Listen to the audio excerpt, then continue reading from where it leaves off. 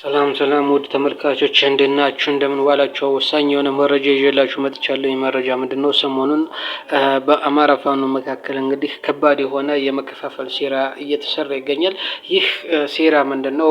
ምድር ላይ ተሸናፊ የሆነው እንግዲህ የብልጽግናው ኃይል በሚዲያ ለማሸነፍ እየሞከረ ነው።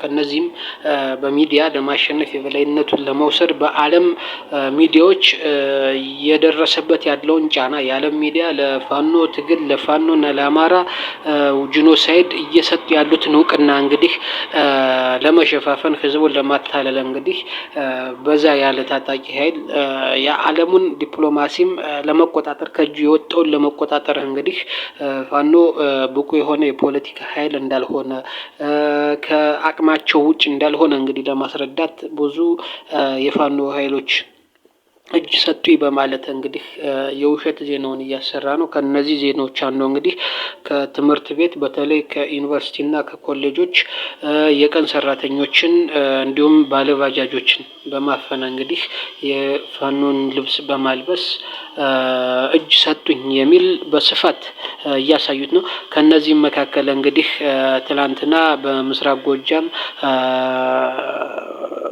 ደብረ ወርቅ ላይ እንግዲህ ከባድ ምት እንደደረሰባቸው ይታወቃል።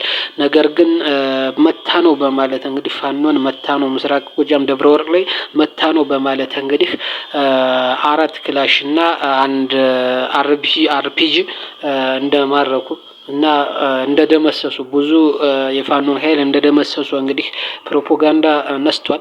እንግዲህ ከዚህ ላይ ምንድነው የምናየው?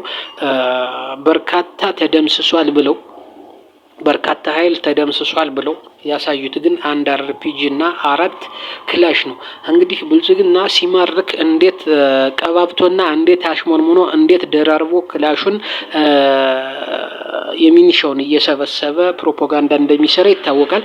ነገር ግን እዚህ ላይ አሁን ስታዩት ሶስቱን ክላሽ እና አንዱን ረስተውት ነው መሰል ከሚሊሾች ተቀብለው እንግዲህ አንደኛውን ከሚሊሻው እግር ስር በማድረግ 3ቱን ክላሽ የመከላከያ ልብስ ላይ አንጥፈው እዛ ላይ አድርገው እንግዲህ ፕሮፓጋንዳቸውን ሰርቷል። ይህ የውሸት ሚስጥራቸው ነው።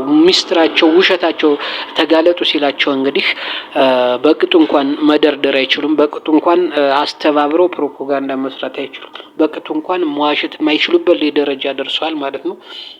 ምክንያቱም በሚዲያ ላይ በርካታ ብለው ስሙን አግዝፈው ደመሰስነ ብለው ምን ነው በባዶ እጃቸው ነበር እናንተን ለመደምሰስ የመጡ በሚያስል ደረጃ ማለት ነው። እንግዲህ ፋኖ በባዶ እጁ ደብረ ወርቅ ላይ የብልጽግናን መከላከያ ሰራዊት አድማ ብተና ሚሊሻ ለመደምሰስ በባዶ እጁ ገብቶ ነው ወይ ፋኖ ያስላል ማለት ነው።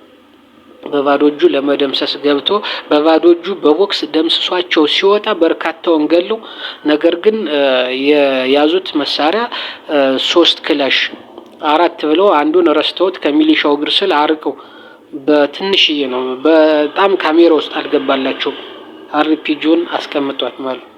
ስለዚህ እግራቸውን አሰልፈው እንግዲህ የሚሊሾች ይታያል እዚህ ፎቶ ላይ ማለት ነው። ነገር ግን ይህን በቅጡ እንኳን መዋሸት አልቻሉም ማለት ነው።